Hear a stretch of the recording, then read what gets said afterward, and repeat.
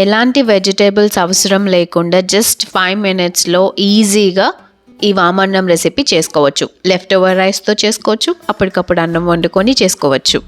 And వాములో ఉన్న medicinal properties మనందరికీ తెలిసిందే. బీపీ తగ్గుతుంది, anti bacterial, anti fungal, digestion పెరుగుతుంది, ఇలా చాలా ఉపయోగాలు ఉన్నాయి. సో అలాంటి వామన్నం ఎలా చేయాలో చూద్దాం. ఒక కడాయి తీసుకొని 2 to 3 స్పూన్స్ నెయ్యి వేసుకోండి. నెయ్యితో వామన్నం చాలా చాలా బాగుంటుంది, నెయ్యే వేసుకోండి. అండ్ నేను చిన్న క్యూబ్ బటర్ వేస్తున్నాను.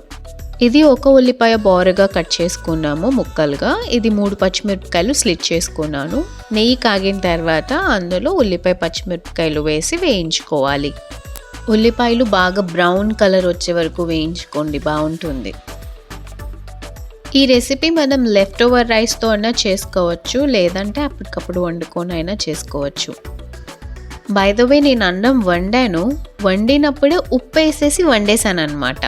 సో నేను అన్నం ఉడికించుకునేటప్పుడే అందులో ఉప్పు వేసి ఉడికించేసుకున్నాను. సో ఉల్లిపాయలు మంచిగా బ్రౌన్ కలర్లో వేగిపోయినాయి కదా. ఇప్పుడు ఇందులో 1 స్పూన్ వాము. నేను తీసుకున్న రైస్ 250 గ్రామ్స్ అనమాట. సో దానికి 1 స్పూన్ వాము వేసుకున్నాను. అది ఇగ్నోర్, నాకు అదొక అలవాటు అనమాట లాస్ట్లో ఇంకొంచెం వేయడం. ఇప్పుడు వాము బాగా వేగే వరకు వేయించుకోవాలి. వాము బాగా వేగాలి. వాము వేగేలోపు మీరు ఛానల్ సబ్స్క్రైబ్ చేయండి ప్లీజ్. చాలా ఈజీ రెసిపీ అది. అసలు వంట ఎంతవరకు మేము చేయలేదన్న వాళ్ళు కూడా చేసేయచ్చు. టేస్ట్ బాగుంటుంది, హెల్దీ అండ్ ఈజీ కూడా.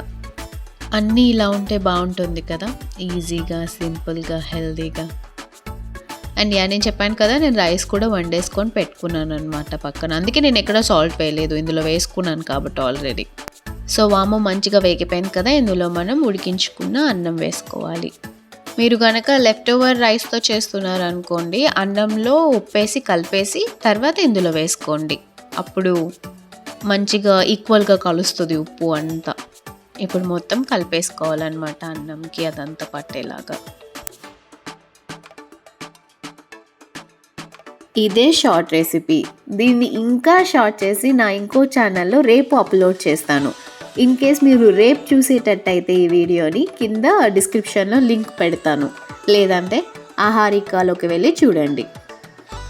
సబ్ టైటిల్స్ కావాలన్నా కూడా అక్కడ యాడ్ చేస్తున్నాను.